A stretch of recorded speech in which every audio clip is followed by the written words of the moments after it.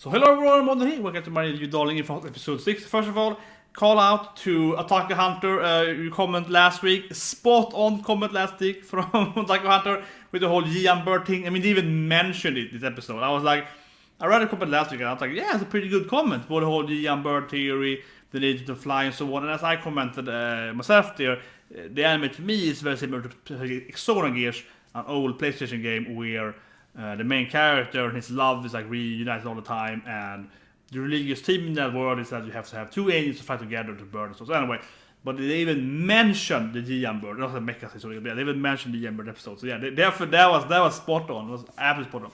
But the episode itself then, very action oriented. They clearly had a lot of story to tell, or at least a lot of fighting to show, because they didn't have an opening nor an ending, right? So we actually got like a lot of content compared to other episodes, and I mean that's not bad. It's good, yeah. But I always like when anime does that. I wish at the ending though, I don't know. I mean, there's some animes, for example, like Death Parade episode 9. You watched that? When they do the ending combined with the animation, and it looks really, really amazing. It's like really good ending, throwing it into like the storyline. It's very, very special. Here it's more like, whatever, we have a lot of story to tell, so you just have the ending going while we have the dialogue. So it didn't feel meaningful, I guess, but it was a lot of text, right? So I think it was great, but I'm saying it wasn't the kind of super special moment some animes managed to do. But still, of course, it was great. So first of all, it's full natural again, right? Poet to go, and like I said it to my live reaction, I was like, man, like that's like key point, guys. If you ever talk to a guy or a girl for that matter, I mean, when it goes both gender or whatever, or you know, and so on. But if a person, but I think especially a girl, if a girl is like, oh, I have a shower, you know, oh, yeah, it's like I took this long bath now, and you know, yeah, like if a girl comes to a guy and tells him that, is flirting with you. She's flirting with you. That's like absolutely a very classic flirt here, because you're telling someone that, you know, I cleaned myself, plus I was just naked, and actually it makes a lot of sense, right? Like logically wise, because if I tell you that, oh, you know, I did these things and so on, you're visualizing what I'm telling you. So when Ishru tells him that, oh, I took a bath now, it's a very nice bath, my body was, you know, and he, you know, his mind is automatically gonna visualize her naked, right? This is how it works, right? So it's a very classic flirting move. And of course, you see her being completely friend-zoned. She's so friend-zoned. She's like, oh, I took a bath now and it was nice. And how did you? What were you? You know, like that whole thing. And he's like, 02, 02. And he just runs away from her. I'm like, man, poor girl. Man, that girl she's getting no action for the man she loves. Oh, yeah. So anyway, that's the start, right? It's still important, though, as always in this anime.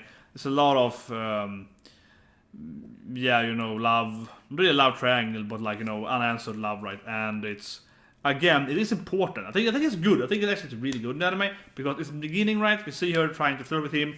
She fails. We see him, you know, he completely ignores her. He only cares about the other girl. And then later on in the episode, when she is like, oh, we should do that strategy. And you're right, why would we do that strategy? When it's clear it's because she's a, you know, she's also a hurt hero. She wants to protect the man she loves and so on, right? It has like the, you know, it makes her mind the cloud and so on. So it's clearly connected to the whole battle and so on, right? I think it's great to have that love, whatever you want to call it, pandemonium over there, right? And then we have this thing going on later on. So, and also of course Gore is like, hey, it's a great strategy because we can set it up. And he comes in there and saves him. So he's very understanding of his partner's desires as always, but yeah. So anyway, that's the first part, and I think it's a great part, and I say again, because it also connects to the battles, right? So I think it's very meaningful that the anime have this love storyline, and it also is important, generally. But then the battle, I don't know, the other mechas, I was a little disappointed in them, yes and no, because I'm wondering if the other mechas has like a meaning to them, like I don't know, like, because all the mechas they're all black, they're all the same female form, right? The kind of same body shape and everything. The other ones are much more, you know, unique, right? So is that either because the anime was like, whatever, we won't give these guys personalities, just give them a black mecha and get on the, yeah. Is it out of laziness, so to speak, honestly, because it obviously is less production cost if you just make 5 identical mechas? Or is it because they actually are important and they are just like the mechas, right? So where our main characters, or the main character and his friends, so on, or whatever, brothers, sisters, they have unique powers, they have unique mechas, they have high potential to maybe absorb the whole papacy, right? Or is it just because these guys were whatever? But I'm gonna give the anime the benefit of doubt though, and say that that's important probably for the storyline generally, that the other station are just having like this like whatever, you have a black mecha, they're all the same. You have no actual like unique skills. You just a battle mecha, yeah. I think that's gonna be important later on, that all these kids here have potential, right, to unlock like special forms or whatever, Super Saiyan 2 or so on. Yeah, I think that's gonna be probably a thing there. But they're all unique. That's why they all also have unique mechas. I think it's kind of a combination. Probably, or it's just, or maybe it's production cost. But that also though, if you go on that logic, and I would say it's true, that also means that that's a reason why the other team is also better teammates, right? Because they're all equal, they're all the same people, they're all like the same class, they're all fighting squad 1 class, right? But the other ones is like, oh, I have a rocket launcher, I have this thing, you have this thing. Like the other guys are like fast one, range one, artillery one. They have different classes, right, to speak, but they're all the same type of mecha. So obviously they're gonna work better together because they have certain powers. Again, then that also enforces why it's easier for the other team to actually work together, right? So I think it's important. Otherwise, the episode was kind of like, I don't say it's bad in the middle, but there was a lot of action, and the action wasn't bad, but it was like, you know, I'm gonna skip it. They had action to kill stuff. The guys are horrible though, yeah. Like, and there's always the main character squad is bad. They get killed, or not killed, but they lose. And then we get their stuff up. We get to 0-2, and we get to Hero. They get owned by Square though. I think that was really funny, yeah. They get owned by that Square. That was pretty funny. I found it a little annoying that Hero was saying that, oh, why do you keep fighting 0-2? Don't try to, you know, hurt yourself. I mean, I guess it's emotional so on, but it made little no sense, honestly, because obviously there's a difference between, oh, I want to fight you even though I'm injured, versus, oh, I'm getting killed by this thing, I have to fight not to die.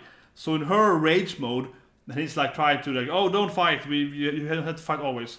It's kind of like, but this is a fight to survive now, not a fight because she's enjoying it. She's fighting now to just not get killed. So I don't think his commentary there had any meaning at all, in my opinion. I was like, what? But I don't know. It was a very classic anime, right? They not only is it the third time they are teaming up, so obviously they have to die or power up now, and they also get crushed by this thing. So they power up again, right? So it's a very, very anime shadow in that sense, like a double reason to power up, so it power ups. And I have to say this though, I am a little bit disappointed there. I think a lot of people will be disappointed in this episode, in that sense, that he just didn't turn. Like I wanted him to grow tits, right? I wanted him to become a female character. I think that would be hilarious and would fit my theory perfectly. But my first theory perfectly. But it's like nothing happened. I think it actually was disappointing to me a lot. Something did probably happen though, and it might happen in the future. But it's just kind of weird how it just went from having all the blue things, then it's like retracted it, and it was healthy again, and they could fight. It felt really weird. He wouldn't get some kind of like, I don't know, blue horns or blue skin or something. So I think that was the point to me actually. I think that's weird. It felt like he had to power up though, so he could, you know, control the mecha stronger, right? So he did get like a level 2, so to speak, but level 2 has 0 visitation. Well, we can see it right now. It could be next episode has a tail, whatever. It could be something new, has like a blue heart or something. It could be something happening, you know, what we couldn't see now. Very, very likely, probably it's gonna happen. So we don't know yet, I suppose. As kind of predicted, it ended with him transforming, of course. Right? So that, I guess, is a little still for next episode though, because as per usual, right, this kind of transformation happens in the end of the episode. So we don't really know the effects of it until the next episode, probably. But yeah, I was a little disappointed in that thing, that it didn't change at all. It's just the same appearance. It feels really weird to me, but as I say, it might be something hidden right now then. The Zero moments though was really good, yeah. The 0-2, like the race moment, absolute anime moment today. There was a really, really good moment. And I liked the whole black and white thing as well. And it gave me, again, some Nier Automata feels to it. The anime is somewhat Nier Automata, right? And has a lot of that, okay, suddenly the world is black and white. And I'm remembering some kind of weird thing with the tree there.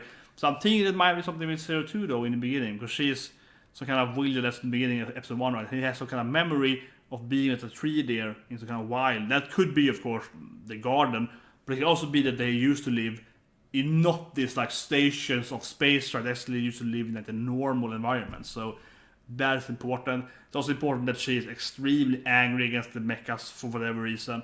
Also important, right? But generally, I think the episode was pretty good. But I will say that the ending there, even though the whole thing, and he's like, I love you, we're gonna fight together, I'm gonna be your wings, we're the Ian burst, everything happens. It was great. It did feel weird to me that he didn't change appearance at all. I just felt that took me out of it for a moment there. Like at all. He was retracted. He was getting, that's a good information. He was getting bluer and bluer, right? He was getting blue veins in his face, and he was like turning blue in the whole episode. That was a great detail. And you get blue in his arms, and then he's attacked and nothing happens. That felt really weird. It felt really off-putting in a way. But I still like the episode in general though. But just the ending there to me was a little bit like, what? Why did he turn completely back again? But anyway, hope I had this review, and I'll see you guys next week.